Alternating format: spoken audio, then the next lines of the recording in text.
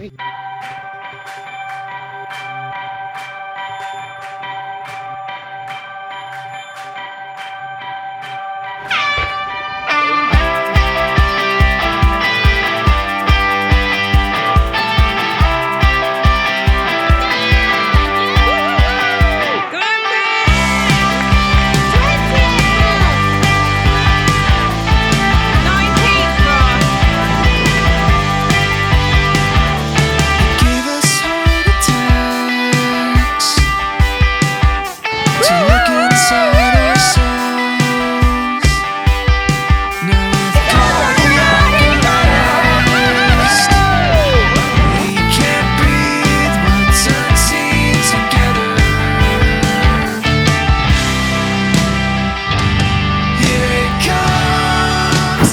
Okay, airport debrief for the Ironman 70.3 World Champs in Marbella. First things first, Amy has worked very hard this last week to crank out some videos, and not enough of you are subscribing.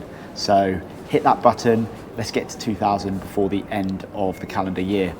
So jumping into the day, it was a rather pleasant wake up because the race for me was starting at 8:26 and transition didn't actually open till 6.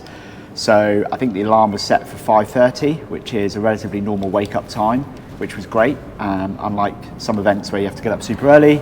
And it was a short walk for us down to the start. You don't need to film me going for a poo. Why not? It's all part of the experience. Transition was relatively smooth, bottles and computer and shoes onto the bike, and then was able to link back up with Amy next to the swim pens and chill out there effectively. The start of the race was relatively uneventful. I managed to get myself, I think I was third or fourth kind of row of people in my age group into the water, so relatively near the front, and set off on the swim. I found the swim fairly uneventful. I don't think it was very choppy. I do like a wetsuit swim in the sea. I think the word on the street was the later you went during the day, the tide got a bit stronger on the way back in, which affected people's times a little bit in terms of where they may expect it to be. But ultimately I swam under 30 minutes, whether it was slightly long or slightly challenging, came out of the water roughly where I thought I would relative to the field, made a pretty swift T1 as usual. I actually nearly lost my timing chip during the swim, so I had to faff about with that a little bit, but managed to get through what was a massive transition on the beach pretty quickly and out onto the bike. The ride was excellent. The course, as everybody's sort of spoken about, is incredibly challenging, but also beautiful and kind of offers different stimuluses throughout. There's fast bits, there's flat bits, obviously there's lots of climbing, lots of descending, etc.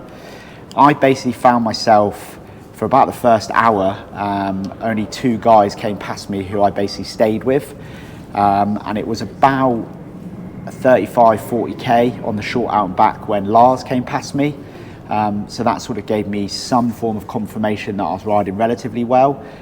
We normally swim a very similar time. Lars obviously started further back than me, but to be almost halfway through the bike, or at least through a lot of the climbing, before he caught me, I did my, what is becoming an annual, how long can I hold Lars's wheel for, which in this case lasted not very long at all, and then descended to the bottom of the course.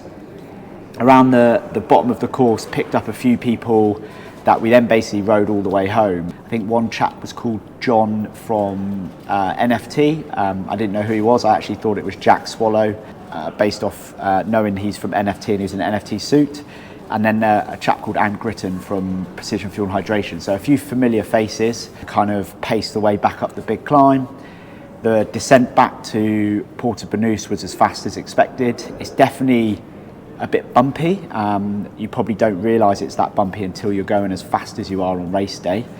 But flew down that and managed to push all the way home, which was kind of the plan, in the sense of, I think a lot of people got to the top of the climb and then the last 10 miles kind of freewheeled home in fear of what was to come on the run. Overall, probably a little bit down on the power I was hoping to push on the climbs, but I was effectively spot on where I wanted my heart rate to go to.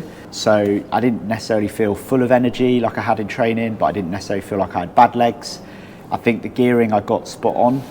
Pretty happy with the decision to go one by. I didn't find myself grinding too much, if at all, and it definitely gave me a little bit of the ability to go fast on the descents.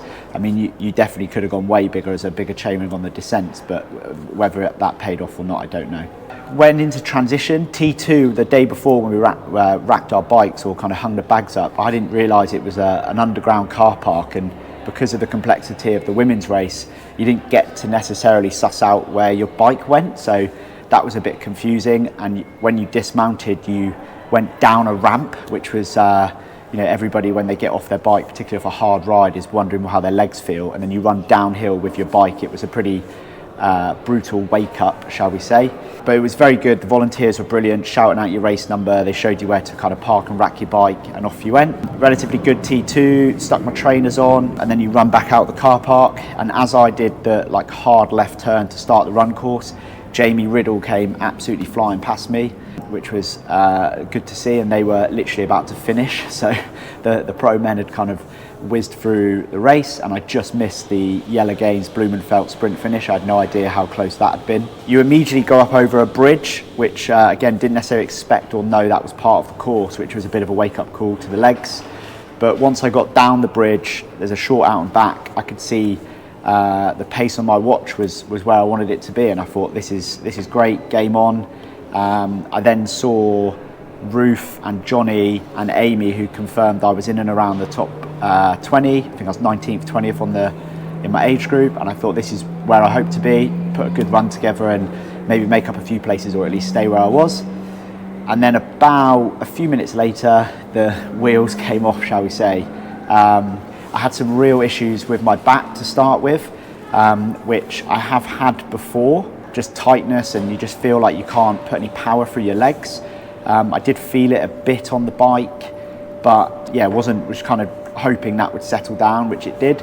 From speaking to a few other athletes, it seems like quite a common thing, and I probably am putting it down to... Yeah, so speaking to a few other athletes, a lot of people reported sort of lower back pain, and I think although there's a lot of TT position, I think it's more climbing on a TT bike and putting out higher power for sustained efforts that possibly caused that, and that's something quite hard to simulate riding indoors, and I didn't have that experience in training, but yeah, I'm hoping it's something linked to that, but we'll see. Once the back settled down about 5-6k into the run, I started to get going again, and the long road all the way back to T2, the pace sort of dropped below 4-minute K pace for a few Ks, and I thought, okay, I can salvage something here. I'm not being overtaken too much. This is okay. Finished the first loop, saw people, you start to remember where people are around the run loop, for cheers and sort of feedback, and you look forward to that. And then somewhere around 6-7k to go, I effectively lost, I would say, consciousness. I remember my head nodding, like when you're really tired and you're falling asleep. And effectively, I woke up at the finish line falling out of a wheelchair, which they'd got stuck in a little hole when they were wheeling me to the medical tent. And I don't really have much of an explanation. I don't feel like it was from an exhaustion or pushing myself to that sort of limit. I was well fueled and carbed up and hydrated. And I somewhat know that because within the medical tent they took various tests and blood pressure and oxidation, and they basically just gave me some sugary water because I didn't need to be rehydrated. I didn't need a drip. I wasn't in that state. I just felt really, really tired. Had it briefly in Texas last year, although I don't remember losing consciousness in that race. So yeah, bit of a question mark over what actually happened. I have seen a few videos of me snaking and stumbling to the finish line that people have found on various stories and stuff. So yeah, a little bit of a question mark. Certainly need to kind of have a think about what that is and be careful a little bit going forward. And that was my race. I'm incredibly grateful to have made it to the finish line. I'm pretty happy that I've got the medal. Had a wicked time overall. The whole 2 days of racing, the women racing, etc.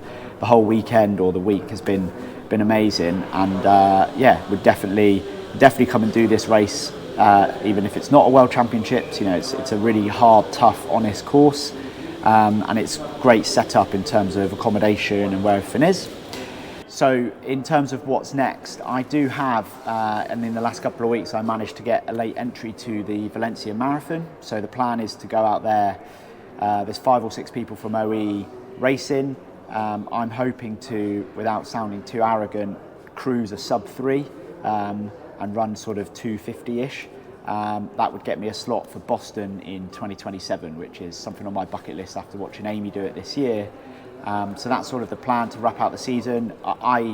Yesterday was my first race since May, so I haven't done a lot of racing this year, so I don't feel kind of the exhaustion or the sort of mental fatigue from that.